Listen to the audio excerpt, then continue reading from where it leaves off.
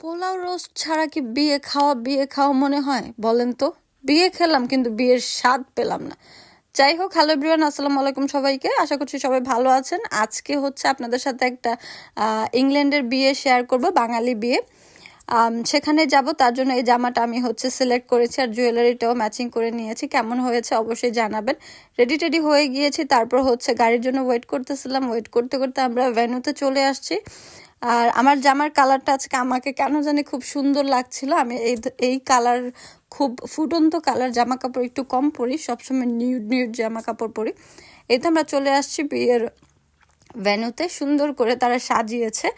ঢুকার আগে বর কনের সুন্দর করে নাম লিখে একটা হাইলাইট করে রেখেছে, এখানে ছবিও তোলা যাচ্ছে আর ছবি তোলার সাইডও ছিল। প্রথমে এসে একটা ওয়েলকাম ড্রিঙ্কস খেয়ে নিলাম, সাজানো ছিল। আর হচ্ছে দেখেন টেবিলটা কিভাবে সাজিয়েছে।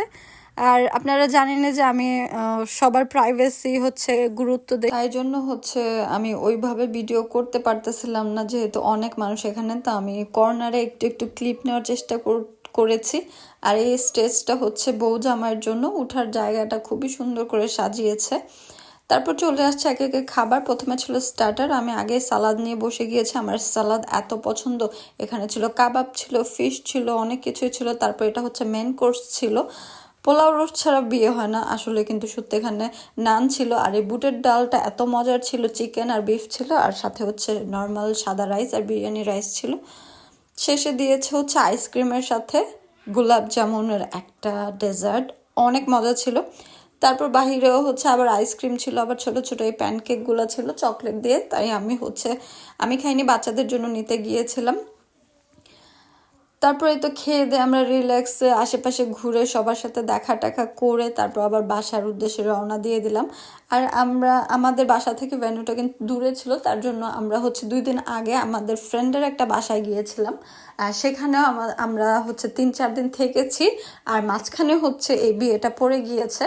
ওইভাবে আমরা প্ল্যান করেছি যাতে করে আমাদের ট্রাভেলিংটা একটু কম হয়ে যায়, অত বেশি না হয়। আর ওই 3-4 দিন আমরা ওই ভাইয়াদের বাসায় থেকেছি। তারা কিন্তু আমাদের খুবই ক্লোজ, তারা আমাদের বাসায় আসে, আমরা তাদের বাসায় যাই। ওখানে থেকে একদিন মাঝখানে জাস্ট বিকেলে বিয়ে খেয়ে আবার হচ্ছে ওখানে দাওয়াত খেয়ে আশেপাশে যেটা ঘোরাটোরা করে আমরা বাসায় চলে আসছি। একটা ছোট্ট হলিডেও হয়ে গেছে আমাদের শর্টকাট করে। আর অবশ্যই জানাবেন আমার ভিডিওগুলো কেমন লাগে, ভালোবাসা দিবেন, পাশে থাকবেন। আর অবশ্যই বাংলাদেশের বিয়েকে তো মিস করি। বাংলাদেশের বিয়ের মতো কোনো বিয়ে নাই। বাংলাদেশের বিয়ের খাবার হচ্ছে বেস্ট। আর কোথাও এই খাবার পাওয়া যায় না। আপনি ঘরে যতই রান্না করেন বিয়ে বাড়ির মতো কিন্তু রান্না হয় না। বিয়ে বাড়ির খাবারের টেস্ট একটা আলাদা। যাই হোক, আজকে এই পর্যন্তই। বাকি জার্নিটা আপনারা দেখতে থাকেন। আল্লাহ হাফেজ।